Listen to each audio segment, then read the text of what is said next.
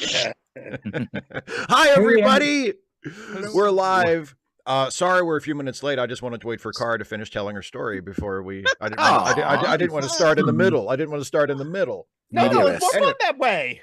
before we get too far into, I know Brian, your hand is up, so let's just start right away, buddy. What you got? I've missed the last couple of Sunday meetings. Yes, indeed.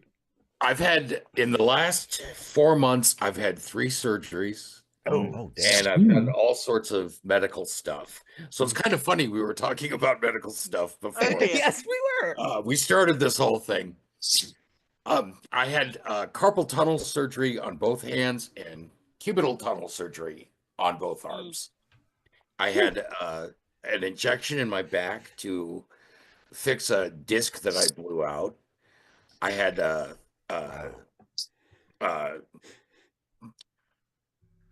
I don't remember. They were going to put in a stent, but they ended up doing angioplasty.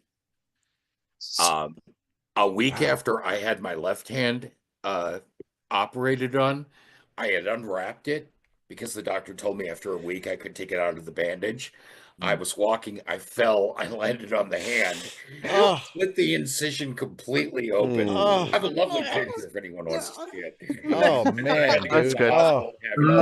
Back up. We feel you. We feel you. I just ate breakfast, so I'm good. Oh man, that is horrible. I've see Matthew. I've got some hearing aids. And I'm afraid I'm the squeamish one, so I'm going, oh, Brian, yeah, please. What did it look like? Did you split it right open? Could you see inside? Good. Could you see the blood vessels pumping? Yeah, I was always like this. I was always the squeamish one. Keep going, Brian. I'm 59 years old. I'll be 60 next year, and I'm really afraid that the warranty's out on my body. Yeah. I've been getting a lot of replacement parts lately, and it's not running as well as it used to. I'm 44, and I'm very, very lucky, knock on wood, that I'm still in pretty good shape. And but every time I talk about anything remotely health related to Jason, he's always like, you're gonna start falling apart. It's gonna happen. It's gonna happen. Just wait. And I'm like, 50, I was fine. Yeah. 55, I was fine. 56, it was like, yep, warranty's up. Time to go.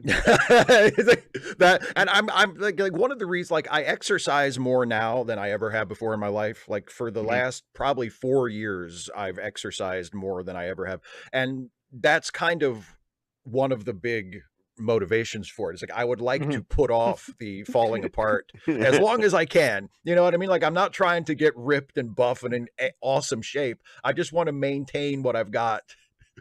And so that I can be healthy and active and as long as possible, because I know eventually shit's going to start falling off, but I would like for that to be as far into the future as possible. When I was 18 years old, I had thyroid cancer, which is a gland in your neck right here. Yeah. And I found out when I was 27 that the reason I had it is because when I was a baby, my thalamus gland in my chest, right above the heart, was too large. So they just exposed me to x-rays to shrink it because it was considered unhealthy. And that irradiated the thyroid and caused the cancer. So for 41 years, I've been dealing with this cancer crap. And I'm ready to move on. Yeah. Well, and now you have other problems, so it's good, Now the hands thyroid and back, and it's just, the thyroid is one of those organs you don't think about, but it affects your emotions. It affects your diabetes. I want to get to other. I want to get to other people who have their hands up, but Brian, you as often happens when I'm having conversations with people about completely unrelated topics, your story reminded me of a pro wrestling story, and I just want to tell you. So your that's falling on your hand that you just had operated on, right? That's horrible, and I'm so sorry that happened. But it reminded me of, there's a story that a lot of like wrestling nerds know about. There was a great wrestler in the 80s and 90s, unfortunately died young, as many wrestlers of that era did, named Kerry Von Erich. And he was one of the famous Von Erich brothers. And Kerry Von Erich had a really bad motorcycle accident and really messed up his leg. And they did a lot of surgery on his leg. His foot was really badly hurt. And he was in the hospital for a while, and he was laid up on painkillers. And there was an incident where he was in his hospital bed, and he woke up and he thought he smelled hamburgers. And he was still hazy from his painkiller. So he got out of bed to go get the hamburgers that he smelled. And he walked on his bad foot that, had just been operated on, and fell down and fucked the foot up even worse. And they ended up having to amputate his foot. And he wrestled for the rest of his career with a prosthetic foot in his wrestling boot.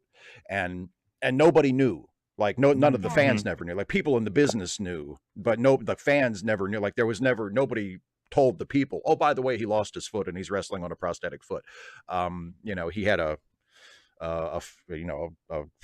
fake prosthetic foot in his boot, and that's just how he wrestled for the remainder of his career, which unfortunately wasn't all that much longer. Because, like I said, he came to a tragic end. But yeah, that's. And I remember seeing him wrestle when I was 10 and 11 years old, and having no idea that he was wrestling on a prosthetic foot, because you couldn't really tell. He wasn't. Knowing what I know about wrestling, it's so weird that he wasn't pressured into making that his gimmick. Just Iron Foot. Well, but see, I think part of the reason was because his family was the top draw in their wrestling territory. And they were, of course, like massive baby faces. And the idea was, well, they didn't want there to be any projection of weakness.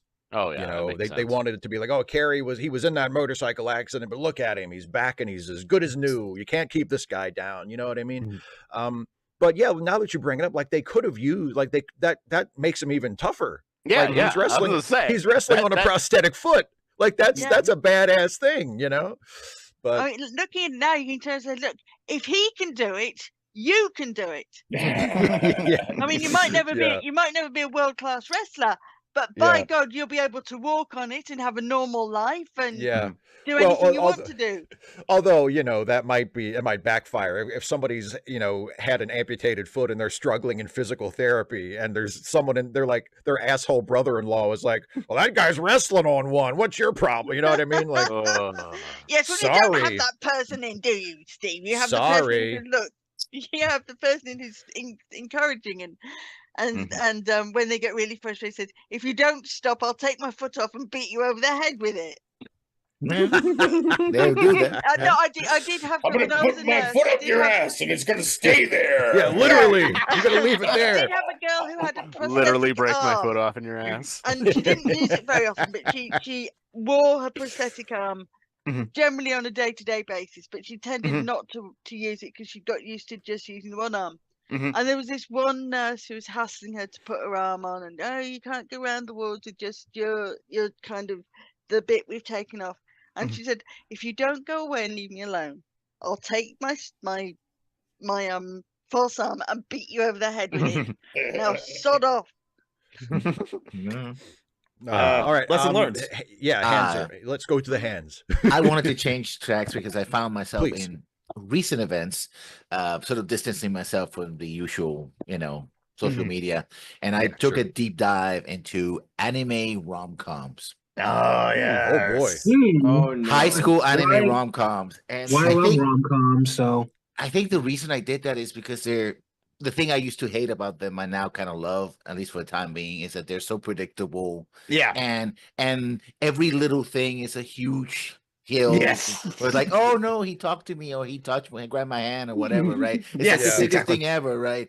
And I think it sort of served as a very good sense of escapism for recent events and current events, because I found myself, of course, I think like many people have been dispirited. It's like, well, What if in my old age I can sort of for a few minutes to an hour escape to a foreign, not so foreign land where kids are just having like the most basic problems, and there's some, some of them are darker, and others like there's bullying and stuff like that, which almost always comes up in one form or another.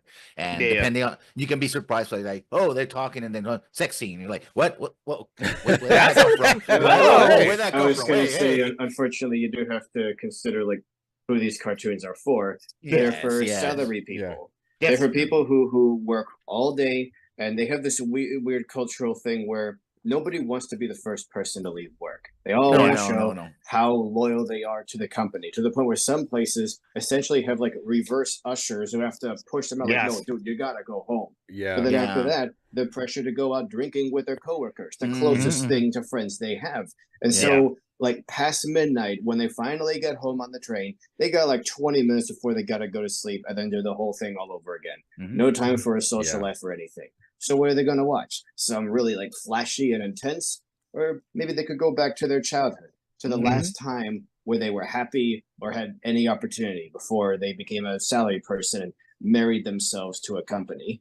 Which is interesting because a lot of these shows kind of reinforce that, because the way it's supposed to be, although it's exaggerated, of course, they take everything and put it up like 5 notches, right? Like the touching, like it's a touching thing. People in Japan are not so touch averse as you would think if you watch anime. They might be more respectful, of course, and you don't go touching people, and enter their personal space, but that's still. But the fact is that, okay, you got to go to the club. You got to have high grades. You have to think about entrance exams, right? They both are that, which Nick said, that escape, that moment in time where you were supposed not to have all responsibilities, but can have all the adventures. But at the same time, it's like, by the way, the clock is ticking in every series because adulthood is around the corner. You got to go to the best university. You got to get that job. You got to get married. In fact, the whole about finding your girl, your loved one, usually it's a guy who gets fall with a girl. And in high school, it's like, you got to be settled by the time you hit 18 and you graduate. You got to have the girlfriend. You got to have the map. You got to have your family. Everything has to go this way. These are just things that are going to happen. So many times Japanese media, what it does is like, will allow you to be rebellious a little bit, right? Acknowledge that, but ultimately it's the message of, you have to accept your place in society, right? It's less like, oh, you find, I mean, not all of them do, but many of them is like, oh, the fact of the matter is that this is who you really are. So if you embrace that, we're good to go. You're going to be the very best, software designer or the best writer, whatever. And that's the goal, because that's ultimately your box that you have to be in society, right? And you can't really rebel against that most of the time. Japanese government start a government-sponsored dating app to encourage procreation. Yep, they have an aging population, and like over a decade ago on an anime podcast I listened to, there was a petition that was like started for like men to like marry their digital girlfriends. And so like it's sometimes sometimes it's good talked about in like other animes about like these kind of people, the neets as it calls, like the shut-ins basically. But they're also like shut-ins are so far shut in that they're called hikikomori. They never actually I think it's hikikomori. Yeah, something like that. Yeah. So it's like, I'm not surprised with like the Japanese government, again, with the aging population, wanting to like have like a dating app as well too. But why I have my hand up is like, well, first, when Steve said, you mentioned that you were starting exercising to like save off aging as well too. Well, at least you're doing it the healthy way, as opposed to like some really rich asshole that decided to like want to reverse aging by drinking his own like son's like blood. That fucking guy. Yes. Not Peter Thiel's. It's someone else, Brian. It's another guy. Yeah, the guy who's like, I'm never gonna die. Okay, good luck with that. That fucking guy. I hate watching. I hate that guy. Brian something. He's such a who are we talking about? Who are we talking about? He was mentioned on like the Behind the Bastards of Peter Thiel or something like that, because Peter Thiel is also a guy that just doesn't want to die ever, something like that. Because, he calls himself like, oh, I'm never gonna die. I'm gonna live to 200. Brian, I think it's Brian Johnson or something like this. Yeah, that might be it. Yeah. He's shelling shit on the internet for money, because of course he is. Because of course he is. But yeah, I mean, you look at the guy, and I'm looking at him from his past self. You know, his hairline was receding. He was a little chunky because he worked in tech. And I'm thinking to myself, but of course, I'm an Afro-Latina. I'm a Black woman. So our standards are different. But I'm looking at him in his past, and I'm like, you look pretty good. I would pick you up. In the past, I wouldn't talk to you now. I wouldn't talk to you now. And so I hate watching because he's shilling his shit, and he's saying, yeah, I have all this money, and so I'm experimenting on myself, and I'm yelling at the screen with my college degrees laying, gathering dust in my closet, saying, you are not experimenting on yourself. This is not how science goes. You're not going to live forever. Everyone on this earth has an expiration date. Yeah. You twit.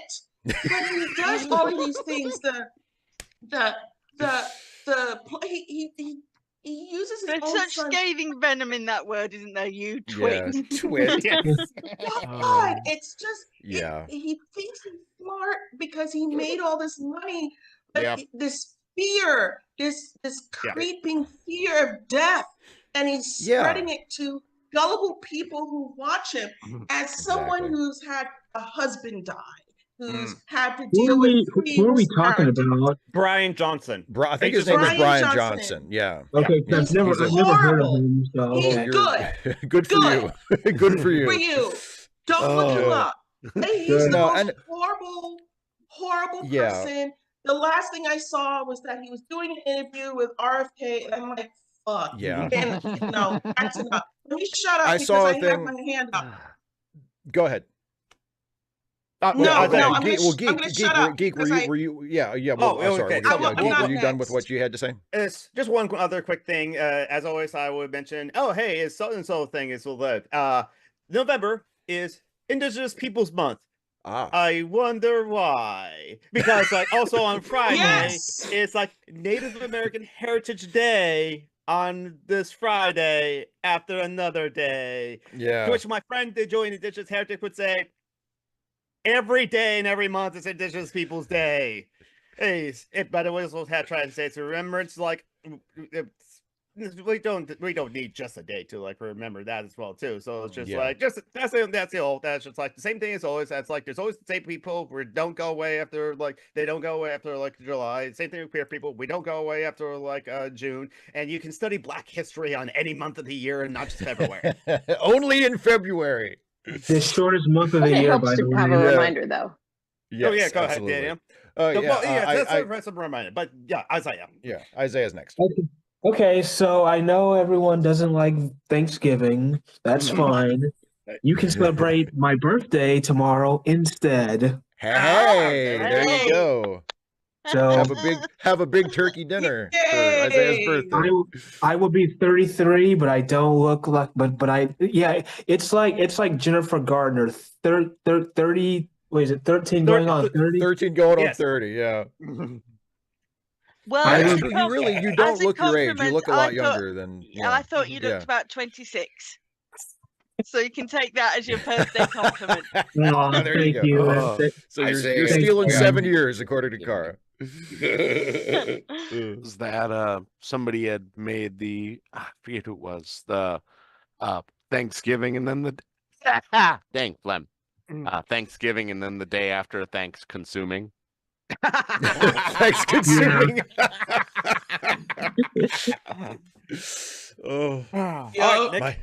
My thanks is almost gone. So is that Thanksgiving and thanks taking? Thanks taking, yeah. That works too. That's a good one.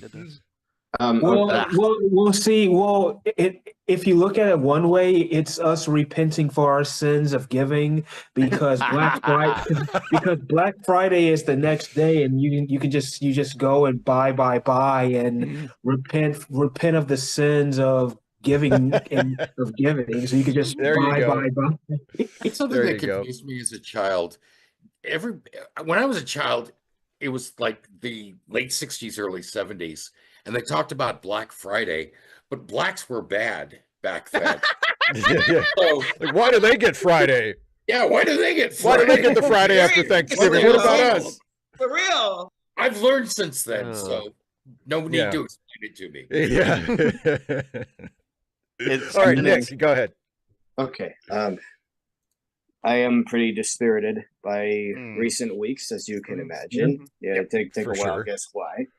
Like that first night, I didn't get any sleep. I just like messaged every queer person I knew just to check on them and make sure they wouldn't, check out. And I see people who are like, well, I don't really care because I'm going to ride this out. And the thing is, I can't relate to that. I can't help but lose sleep worrying about people, not just people that I'm friends with, but people that I don't know, about things that like don't directly affect me. And people who don't do that, who are able to just turn it off or think you're weird if you care about other people, I just don't understand that. Anyway, I am just demoralized by this country showing its true colors. That we're basically a nation of bullies that venerates and celebrates bullies. I thought for a little bit that it might be better than that. I should have known better. But especially like the fervor against trans people, just the whole party deciding that they're public enemy number one, and then the Democrats going, you know what, we need to abandon them, we need to throw them under the bus and be more like right wingers. It's exhausting how, and again, I'm interrupting you, and I'll have my own rant in a bit. One, I have to say, it is amazing to me how the DNC keeps chasing people who keeps telling them that they fucking hate them, that they resent everything that FDR did to make us into the hegemony on the planet. They hate civil rights. They hate the rights of human beings to be human beings. And the DNC keeps chasing these people. And it's exhausting at this point, especially when you were part of the 45% of white people who voted for the banquet instead of a shit sandwich. It's exhausting to see these people out in the streets here in Portland. It is exhausting. It's like y'all have been punched in the soul. And I mean, for us Black people, for us Afro-Caribbeans and whatnot, we've been there, right? But it does not hurt any less to see people you've known for years and years to look like the devil himself has snatched part of your soul. It's hard. And he who remains in Loki, gotta walk it off. It's gonna be, you have to be strong. You have to be strong. You have to reach out to your trans friends or simply put your friends. And you gotta like hold hands with them, be that sounding board. I'm gonna switch. I'm gonna mute myself again so you can finish. I just wanted you to know from a minority, one minority of a view. I get what that is, but we've been new. So go ahead, sweet. What was I gonna say? Okay, like people like Nancy Mace, her rhetoric shouldn't work. We should be better than this. People should be able to see through it, but they don't. And I one of the things that like mildly devastated me was seeing all these quotes by people who were swayed by the anti-trans messaging, who said, oh, I saw Trump's ad saying they're for they, them, not for you. And I found that compelling. I'm like, compelling? They found that compelling.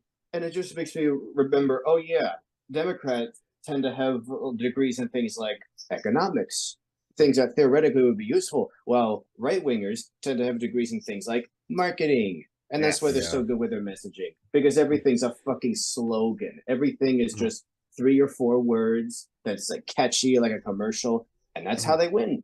Democrats suck at that. And I hate that. Like, you see, what I've come to realize is there's at least a sizable portion of the Democratic Party that wants to be conservatives, that wants to be Republicans, because it's like even if Kamala won, well, they instead of saying, "Oh, Kamala lost because she was too woke," they would have instead said, "Here's why Kamala won by not pandering to the left." Basically, anything that screws over the left, whatever gets them from point A to B. Yeah. There are two things that I learned from this election, and number one is the Democrats have to get a better messaging system out. Yes. There were a lot of accomplishments in the Biden administration that were either misrepresented by the Republicans or ignored by the Democrats that would have had a big effect on this election, economically speaking. But the second thing I know is that as Democrats, we have to have a come to Jesus meeting and figure out how we're going to get our message out. Because it's just ridiculous that Republicans can tell, well, MAGAs can tell these ridiculous lies, like Mace. I don't feel safe. You know, all the, you know, the election was stolen, but, and he was up to the election. He was talking about, you know, if I lose, it's because it was stolen again. But the minute he won, it was like, oh, well, everything's up on. Yes. What a triumph for democracy. I won. Yeah. Last thing I just wanted to say. Sorry. Yeah, hang on. Go ahead. Say your. So like I try not to be a doomer about this stuff. I try not to be black-pilled, but there is a part of me that sees how ridiculous this country is being. And I just think any nation that is so weak that it can't survive the existence of trans people, that would tear itself apart just to screw over this tiny minority, shouldn't exist. A country that weak should be destroyed and something better take its place. I don't know, I'm just infuriated. I'll add to to Nick's point. I think a country that basically like thinks it's okay to label people who criticize the government as anti-Semitic shouldn't exist out there. I don't know how we're going to recover from this. I don't know what I'm supposed to do with that. But one thing that can I offer a little bit of hope from my corner of the woods? As Puerto Rico is a territory of the United States, whatever happens with Medicare and all that, that's going to affect us, you know, triple, right? My elderly mother, half of her income comes from Social Security, right? So any cuts, they're going to affect her and many people more than I know, right? Although right now myself, I'm a financial secure position, but you never know tomorrow what's going to happen. Yeah. But for the longest in time in Puerto Rico, basically there were two main parties, so that's probably sound familiar.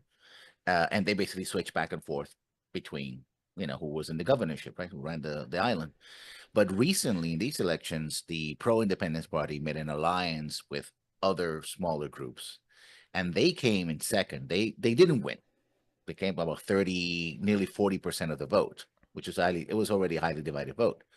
But the fact that they managed to do that, and they haven't managed to get anywhere near that in 50 years or more since the 1950s, to me, it says that when you have a combination of the right factors, right? People get tired of the BS.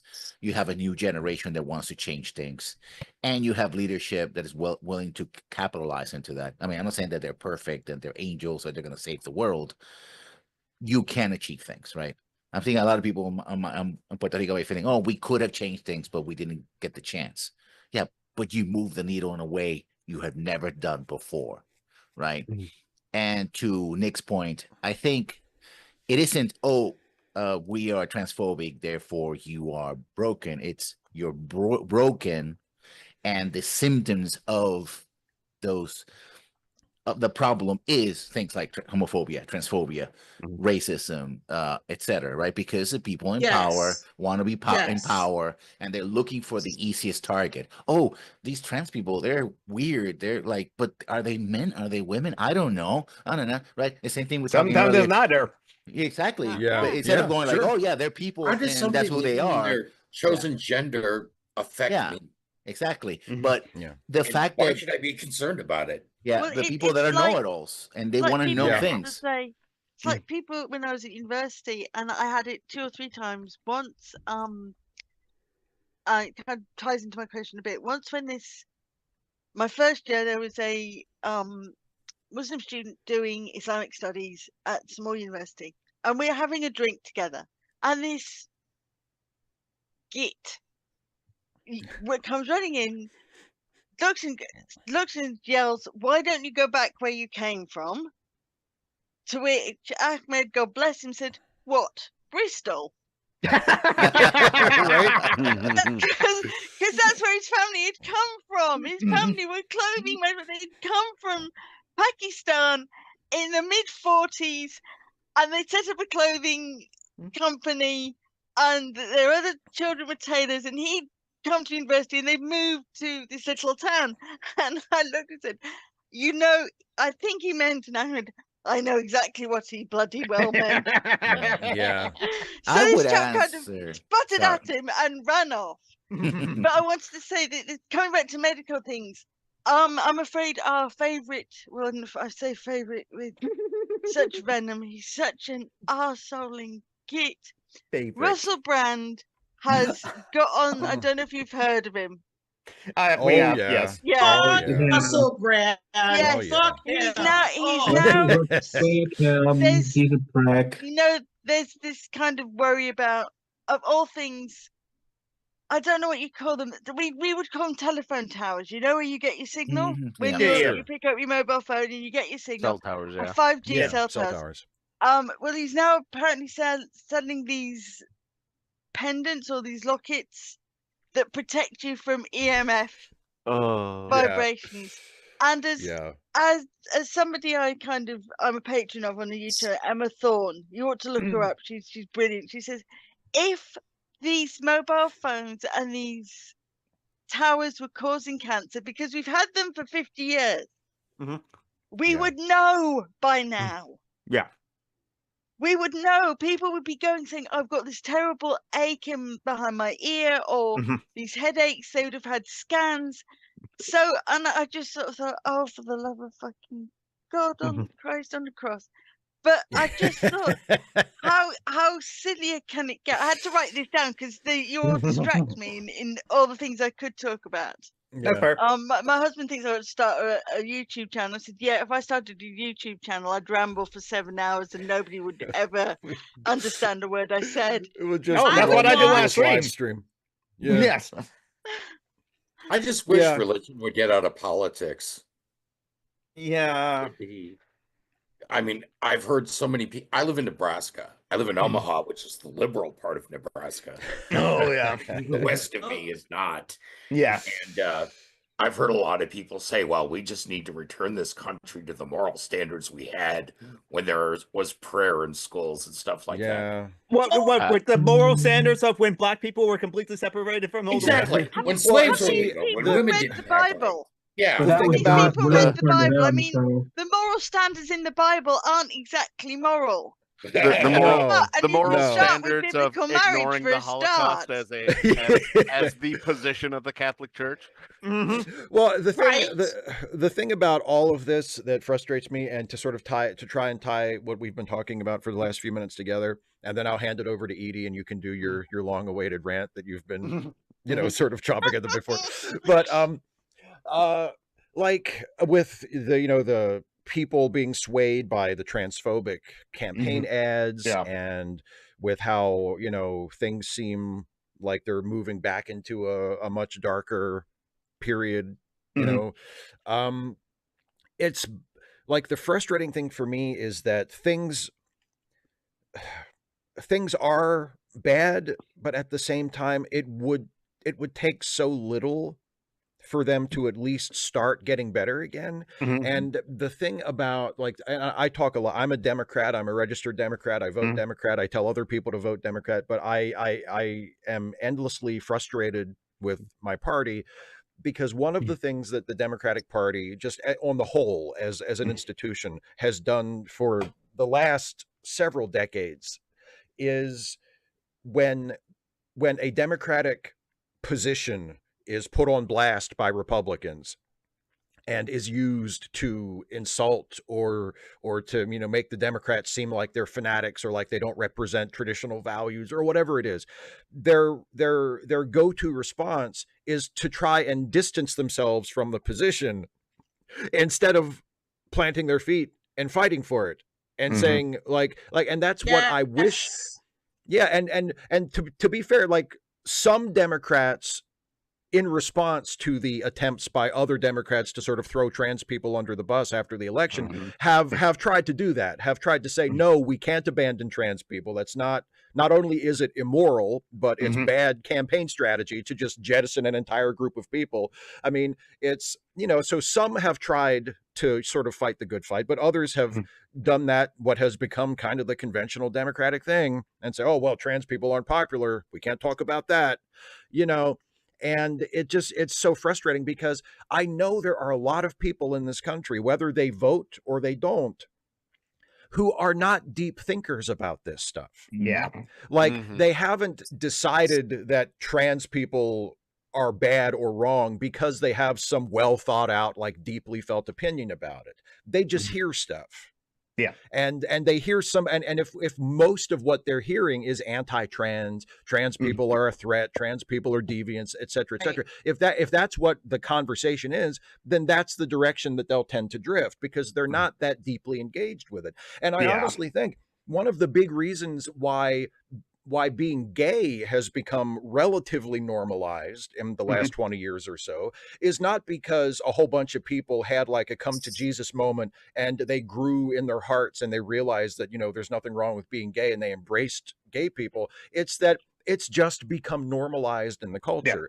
Gay people did not shut up. They did not go away. They did not go back into the closet and say, okay, never mind us. They continued to assert themselves and present themselves and take pride in themselves, and you know, hetero allies back them up. And eventually, over time, it became not as normalized as it should be still, but way more normalized than it was. And people just accepted it. And hopefully that's the same kind of thing that will happen eventually with trans people. But I mean, if there was one of the two major political parties coming out and saying, hey, look, you know, we're not trying to make this our crusade or anything, but there's nothing wrong with being trans. There's nothing wrong with trans people. There's no reason why you should like be worried about anything related to trans people. If it's not your thing, like, you don't even have to think about it. If it bothers you, it shouldn't bother you. But if it does, it's really none of your business anyway. Like, just don't worry about it. It's this insane fear of the other. And I'm not just talking about bigotry. I'm not just talking about racism and whatnot. I mean, the whole stranger danger craze. You know, like, over the last few decades, people have been convinced to be terrified of strangers. Oh, someone at the park is going to grab your kid. 90-something% of the time, it's somebody you know. It's a neighbor, it's a family member, could even be a teacher, or a friend of the family cop. It's rarely a stranger. Normalizing the other is a way of making it not just more familiar, but familiarity increases likability. And so the more representation that we have of marginalized people, the more it makes them likable, even if they're not necessarily, you know, the main character, or the story's not about them. Just being there makes it more, you know, acceptable, just by familiarity. Anyway, I gotta scoot. Bye to all. Love you. Bye, Dana. Bye, Dana. Bye, Dana. Lovely to see you. Sort of. All right, so, Eddie. Edie, go for it. All right. So remember last month I told you motherfuckers to vote for Harris. It's the truth. You motherfuckers didn't vote for Harris. So here we are. Now we're in the same boat. Yeah. Now here we are. Yeah. Kara, why didn't you vote for Harris? God damn it. I didn't vote for Harris. I said to my cousin that Trump was bad for the country, but he's a diehard Trump fan. He thinks Trump will be great for the country. He thinks Trump will be marvelous and wonderful and great and everything. And when he emailed me on Facebook chat to tell me that he had proudly voted for Trump, I thought, oh Christ. Yeah. Well, you know, that was the joke setup, and thank you, Steve, for that. But to be serious, you know, I was very, very disappointed, very sad.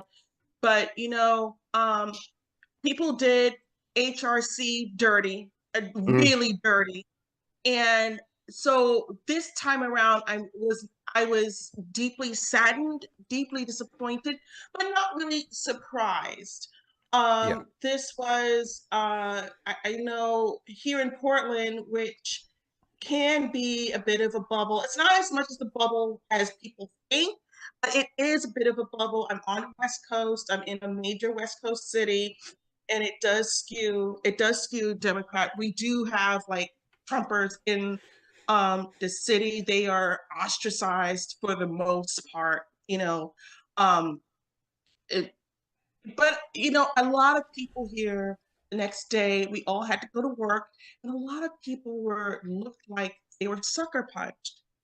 And it's rough. It's rough to see people who have had these ideas partially put out by the media, and I don't mean by news media, but by our plays and by our TV and by our movies, of Americans being, when confronted with fascism, with brutality, that we will choose the right thing. And over half the country won't choose the right thing. And that's a hard thing to understand if you are a part of the 45% of the majority in this country. You're looking at your relatives right now, or people you've grown up with, and thinking, wow, so this is really who you guys are. You're sexist and you're racist. And that's rough. And I feel, and I wanted to say I do feel for that feeling. It's something that if you grow up, for me, growing up Black and Latina in this country, you learn this when you're a kid. And for a lot of people, they're learning this from their 20s to their 40s. And that's rough because we don't have that built up defense system that many of us who grow up Black and Latino and female, you don't have that defense system. So it is a shock and it is heartbreaking. So I wanted to acknowledge that you guys were not ready to understand that about, in some cases, your families.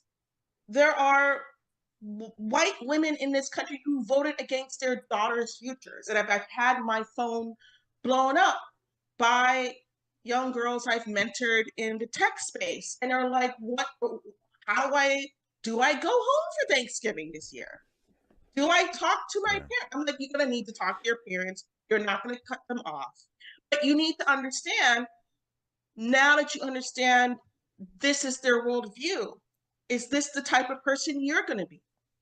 Is this the type of person that, you know, if you plan on having children yourself or having children in your personal life, is this the path forward for you?" And that's hard. That's hard. So there's that. People chose a shit sandwich over a banquet, you know, and and now you know these people can go eat shit. So what worries me is thing, go ahead, please what go worries ahead. me is I'm not sure. It's hard for me to see things getting better. There's a part of me that thinks 500 years from now, 1,000 years from now, we are going to be the exact same type of society we are now, fighting these same battles over and over and over and over again, if we haven't destroyed ourselves by that point. And, well, I mean, we will. There is a path forward. I mean, look at Germany. Germany. I mean, I say that as both a joke as a true example. Germany was having this bullshit again and again and again, and it had to be destroyed before they became the society that, in their fucking constitution, you're not even allowed to be a Nazi. Right. The idea of free speech has guardrails. There is equality. There is these things. I'm not saying we need to go to that extent, because these MAGA type people, just like people down in the South in the 50s and 60s, a lot of those towns, when they were asked to desegregate their towns, they chose to destroy their towns. And as a result, African American people, they moved.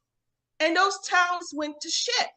And that happened also a century ago in the 20s. You had this severe human rights crisis of Black people, especially Black men, being beat up, being lynched for funds, for their funds. And finally, people moved up to Chicago. They moved to New York. They moved to California. They went down south, even further to Florida, to different places, because they couldn't take it anymore. And a lot of those mill towns and whatnot, as a result, they self-destructed. So a lot of these places that did do that are slowly self-destroying themselves. And so that is happening. That is but it's like anything else, Edie. It takes such a long time sometimes. And the detritus, I can never say this right, is so prevalent that those of us who see it happening have to look back and say, no, this can't happen again. This was appalling. It can't happen again. A prime example is the various communities of Jews that were killed during the Crusades and the Black Death because they were believed to be carrying plague and to be responsible for the death of Jesus. That's if you believe in religion, which takes it all back again. So, but yeah, right. So my rant is that on the local level too, if you're like Omaha, Nebraska, for example, is like the liberal part of Nebraska. It has the most money. It has the most diversity. It has I think the university is located there. What's going on at the local level that you can be involved in and vote in. For me, I do vote Democrat. My parents were county precinct captains in Brooklyn. I take my civic duty very seriously. So I do encourage you, if there are town meetings, show up. Show up if you are physically able to, and shout these people down if necessary. I've become known in my neighborhood, despite being the single auntie on the block. I show up for my neighborhood meetings and I shout people down, because conservatives, that's how they work. They're like snakes and they work through the soil, you see, and they show up at the town meetings and neighborhood associations, and I tell them to go fuck off. And people will hold back because they're shy or afraid or whatever. And then after you start being the loud barking dog, they will join in. So a lot of this stuff does happen at the local level, and I do encourage all of you, if you are physically able to join in to those school board meetings, those local neighborhood or town meetings, and show up and force people to rationalize what the fuck that they're trying to do. Ask for stats, ask for numbers. Be the Karen that you want to see in the world. Karen's for justice. See something wrong, say something about it. Be the good Karen who. But that's like basically like, don't let people on the right just take control of stuff. Yeah. Because I agree with you. That's a lot of I think a lot of what has happened to drag so much of this country further to the right is that, like, people on the left and even people sort of in the middle but leaning to the left, we've gotten used to this idea. Anyway. Yeah, we've gotten used to this idea of just, just let them talk, and people will be able, people know better. Like, if they hear that guy going off about some right-wing bullshit, like, people will know better. And it's like, no, not everybody does know better. Yeah. Like, if you let them control the narrative, then eventually things are going to start going in that direction. And that's what has been happening and is still happening. Yeah. Right. So, to close up, and then I'm going to do, guys, like, yeah. I'm gonna finish up because so many people want to talk. But on a lighter note, on a Star Trek note, did we all see that newest old toy video? The unification thing, yeah. I'm sorry, I was weirded out by it. There is a bit of Uncanny Valley with Kirk, yeah, but man, it was nice to see Robin Curtis and her as Saavik again. I must say, and have it to be really her and not her deep fake. Her deep fake. Oh my god! But I have to say the craftsmanship and their dedication to pop culture and show, because they are the VR company, right? And their dedication to pop culture is amazing. It's amazing. It's amazing.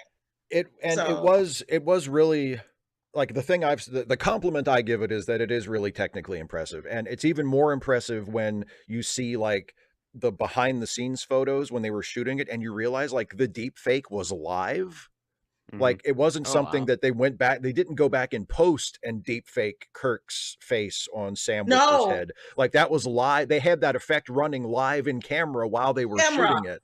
And and so that it's even more impressive. Like, holy shit, like they did all of that on the day. I mean, that's right. Yeah, that's pretty incredible. Okay, Russell, your hand's up next. Go for it, buddy. And everyone, please be quick and like short as well. We'll have a little time. I don't want to run too far over. So on time. But Russell, you're next. Yes, Russell, go for it. Hey, so my question is not political because I'm taking a break from politics. Understandable. It's Star Trek. But my question was to you and Dana, and she already left. Yeah. Well. So please do me a favor. Next Wednesday is what? Your Paru? We're doing Poirot next time. Yeah. But you can still ask her then. Of course. This question. Go for it. I want to know, since she's a first-time watcher of DS9, how is she really liking the series as an individual thought? And how is it for you, Steve, watching a newbie watching DS9 for the first time? For me, it's part and parcel of watching things with Dana just overall, because I have grown accustomed over the years to her not being impressed by things. It's not, and I don't know what she's going to say. I'll ask her on Wednesday and see what she says. I would expect that her response, as far as like, how is she enjoying the show, will just be kind of, like, I don't think she dislikes it. It doesn't seem like she hates it. Could believe me, if she hated it, I would be hearing about it. Like, she's not someone, because like my favorite, at least one of my favorite books is The Great Gatsby. I love The Great Gatsby so much. And Dana hates The Great Gatsby, and I hear about that all the time. Like, I'm with Dana, but she hates The Great Gatsby. She hates The Great Gatsby. So, if she was really hating Deep Space Nine, she would be much more vocal about that. So I think she's mostly just kind of, she can take it or leave it. So, Star Trek DS9 is not just my favorite show of the franchise. It's one of my favorite shows, period. Oh, for sure. Me too. I love Deep Space Nine. Yeah. I mean, I will say this quickly. I'm a newbie too. I hated DS9. My mum adored it. My mum thought she watched every episode as often as it was on telly, and she loved it. Yeah. Me, I hated it when I first saw it, because I thought, why is it dark? Why are they dealing with difficult things? Why is it not episodic? They solve one problem, move on to the next one. And it took years and some of Steve's sort of comments for me to realize it's not that kind of show. It really isn't that kind of show. You have to look at it in a whole new light, and that's what makes it a better, more grounded show. So I kind of went off into the corner and huffed a bit, and it was my husband said, "You have to listen to him, Cara. You're not always right all the time. I know you like to think so, but you're not." Well, at least Cara saw the light. Yeah. Well, and the other, I mean, it's like, you know, it's a matter of taste, and I don't personally get invested in whether or not other people like things that I like. Like, there have been things that there have been other things over the many years of our friendship that I have shown Dana that I really, really like, and that she has just kind of gone, eh.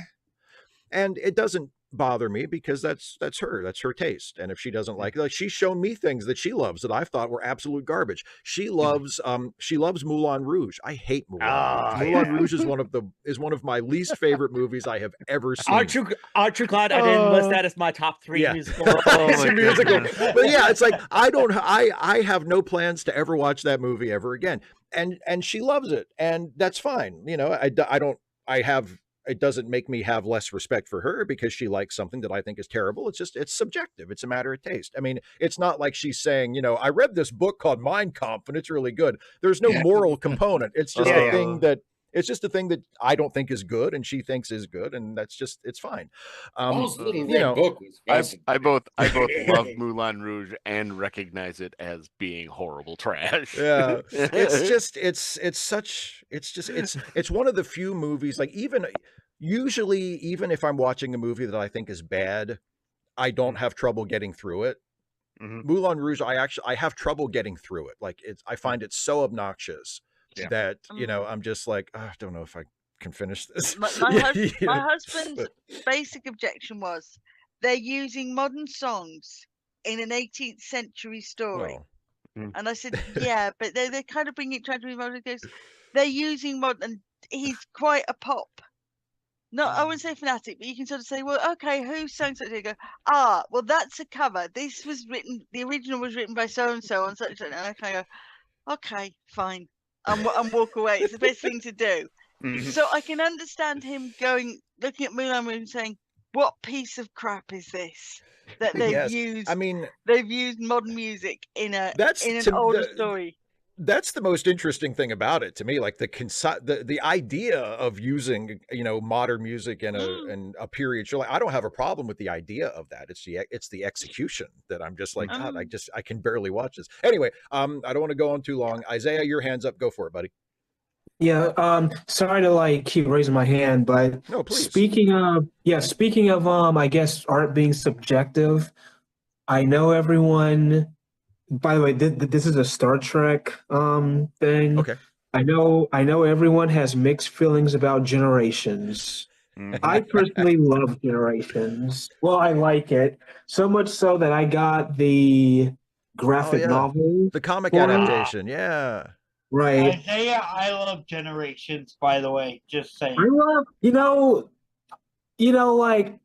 I definitely understand the flaws it has. It's not the best written script on how to get these two captains to work together. I didn't really care much for the whole subplot of Data's emotion ship getting him blitzed. I didn't really care for that. But I do like the lighting and the color. Like I do like the cinematography of it. Which I think is why I like it so much, because I like what they did with the Enterprise D with the lighting. I like I don't know, it strikes me more as a fan film than an actual film that was made, I guess, to be serious. But I mean, it's like these colors are very rich, and that's why I guess I like the movie, and it does have that ethereal kind of feel to it that most science fiction movies don't really have, and I think that's why I like it. And also, I also have this book too. I don't know if anyone's ever. Now you're talking. Yeah. Star Trek 3, baby. And also, I'm planning on taking astronomy since I work for the school that Yeah. Yeah, I'm thinking about taking astronomy, so awesome. You're going to be a fellow stargazer. Jack Horkheimer would be so proud of you. Well, hopefully when I graduate, I'm gonna get my diploma with my Monster Maroon captain's outfit on. So if you're gonna wear a Star Trek costume for something like that, the Monster Maroon is the one to wear, because that's my favorite one too. So I wore my Star Trek uniform for jury service. Isaiah, if you ever go to the moon, bring me back a little rock. That's all I want to go to the far side and see if there's actually ice there. Well, there is. I just want to see how much of it's there. Bring back some of that. We know there's water. We can suggest that there is ice. Yes. Yeah. But anyway, Joe, go ahead, Joe. Yeah. Okay, so coming back to politics. Buddy. I wasn't able to return to some coworkers that I knew would be bloating, particularly the next day. So I actually called in sick that day because I just couldn't. And especially I couldn't provide mental health care that day. Understandable. Yeah. And there was still a bit of it the day after that, but a thing that really got me, and the thing that I've been thinking about a lot, especially with most of the political outreach to normies being, get out and vote, is the reaction from a coworker that was talking about a discussion that had come up. It's like, oh, the election's over. Can't we stop talking about politics now? And the just the I want to privilege doesn't feel like the right word, but I can't think of another one for it. When it's dismissiveness, it's contempt. When my feed, because I support and follow so many advocates of underprivileged communities, was just filled with, we can get through this, don't kill yourself. Yeah. The idea of just forgetting and not talking about politics for 4 more years just is so contemptible. Yeah. And I have been so much more angry and frustrated at that than people who have always believed terrible things continuing to believe terrible things. Yeah. I used to be friends with a Republican. No, I was saying I used to be friends with a friend of mine who was like a pretty strong Republican, and I feel like because I kept asking, I kept picking her mind, and she was like, I don't want to get into philosophical conversations. I'm like, but conservatism is a philosophical topic. You want it's a way of governing a society that you're going to have to think about. Yeah. Especially so they're philosophical just in nature, and I just can't deal with reactionary people. The Republican view is not even conservative anymore. The Republican view is regressive. Yes. The view that I was talking about, the ignore politics, go back to that. Yeah. That's the conservative view. The just get back to status quo is the conservative view. The we should murder trans people, the Republican view, is regressive. Yes. Well, and also, I mean, it is philosophical, but it's not just philosophical. I think a lot of people who take that, position that you're describing, Joe, of well, the election's over, let's just not talk about politics. They treat politics like it's sports or movies or something. It's just a thing that you can either engage with or not. And it's not optional. There is you can have a philosophical discussion about politics, but it's practical. It affects people's lives every day. And to just act well, we're just not going to we're not going to talk politics, as though you can just separate yourself from it. Yeah, that is an incredibly privileged position to be in, because if you feel well, every 4 years we talk about politics for, a few weeks when we have to decide who to vote for, and then you can just forget about it and set it down and not worry about it. that's not, I mean, maybe that feels like reality to you because you're in a good enough spot in your life where it doesn't really seem like it affects you.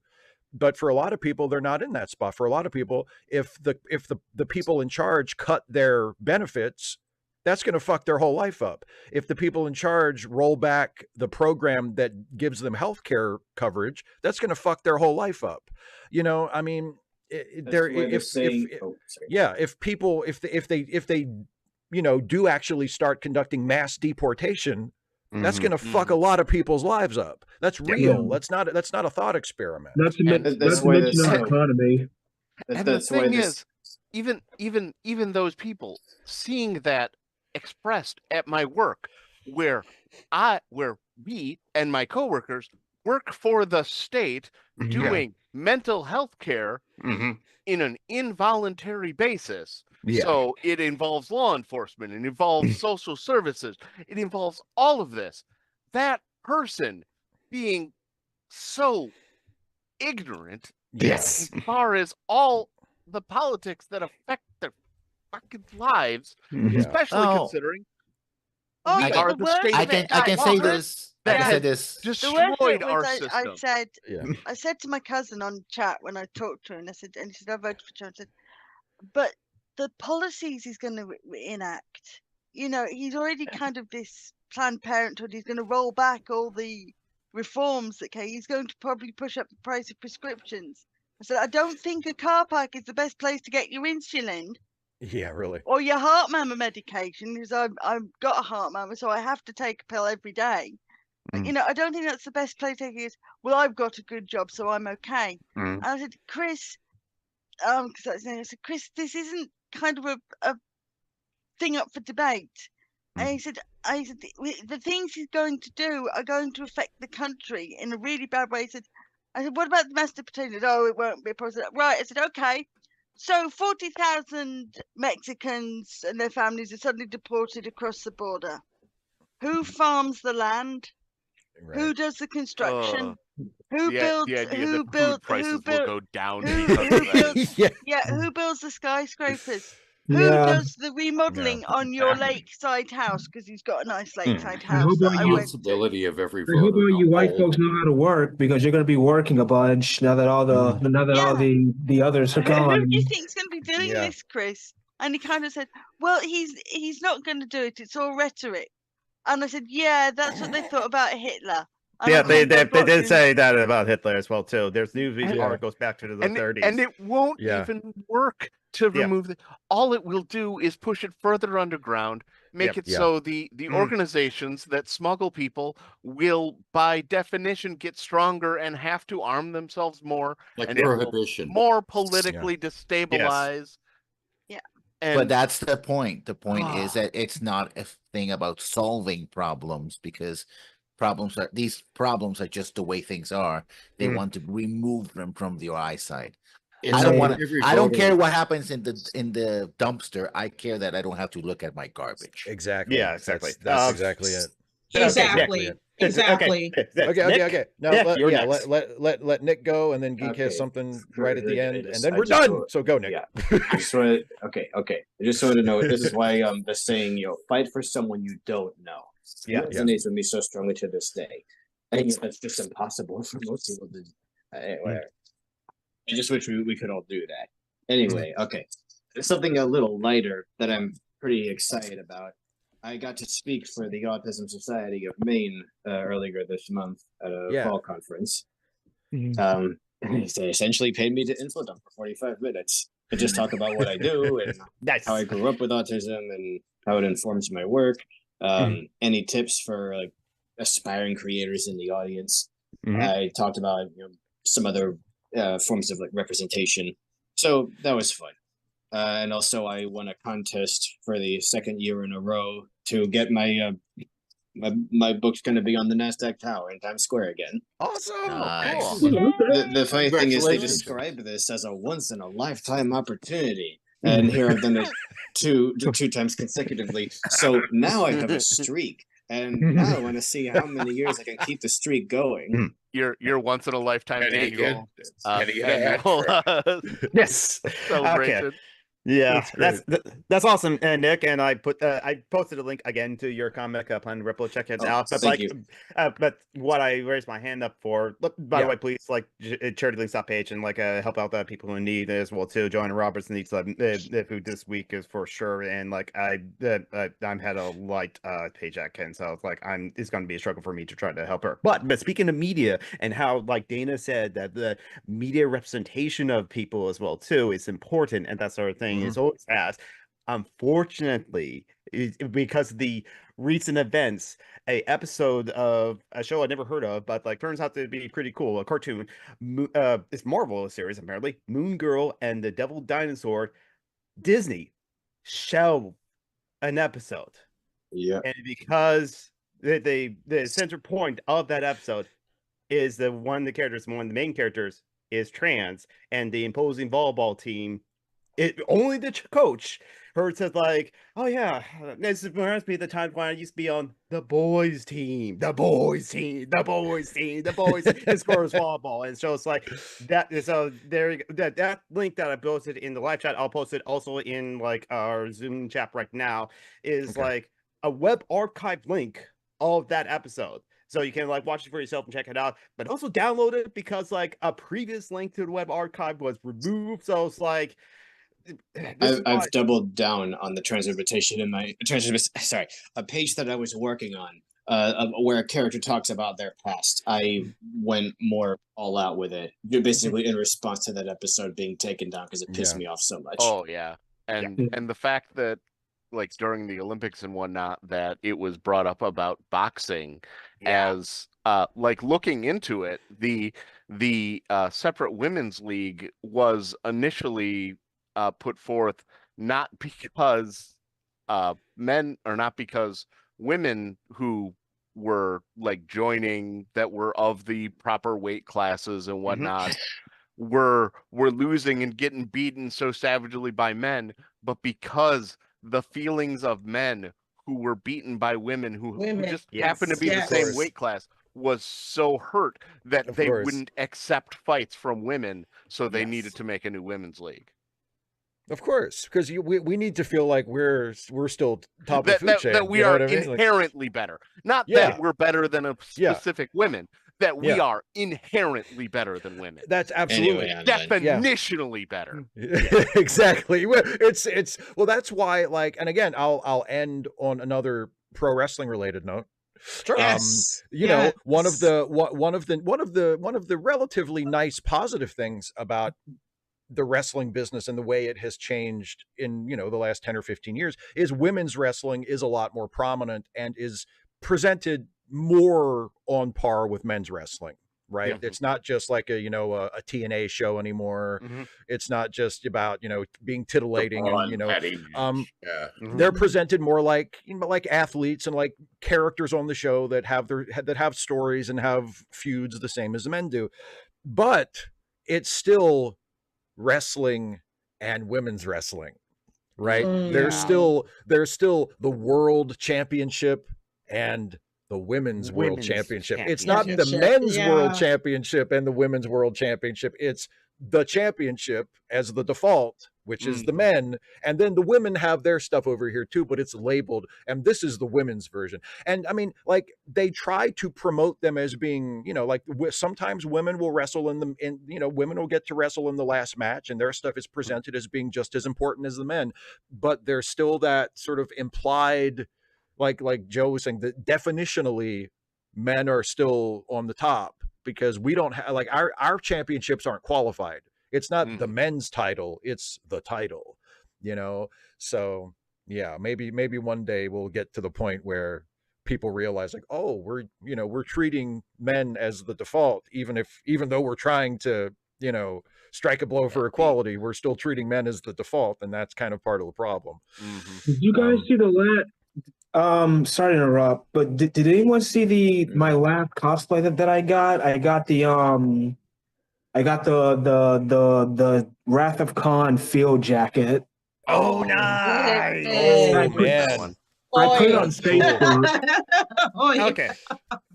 I think we're done. Yeah, we're done. I know a couple other people have hands up, but I'm going to ignore you because it's time to end the show. So, okay, Steve, I'll try and write my question down and ask it next week. Okay, yes. Hold on to it. Hold that thought. Yeah. All right. So we're going to end the show. Thanks everybody for watching. If you enjoy this, it's been real. All right. If you enjoy watching this, and you would like to join our group circle? here, if this seems like fun to you, patreon.com/Steve Shives, or click the join button to become a channel member, and you have the opportunity to join in these at the last Sunday of every month. So happy Thanksgiving to everybody who celebrates, and we will, and it will not. Yeah, what Steve doesn't tell you is that a week from today, in the darkest night at the cusp of the moon, we all gather in a circle and chant death to tyrants. Yes, exactly. All right. Bye, everybody. See you next month. Steve. Be kind to this.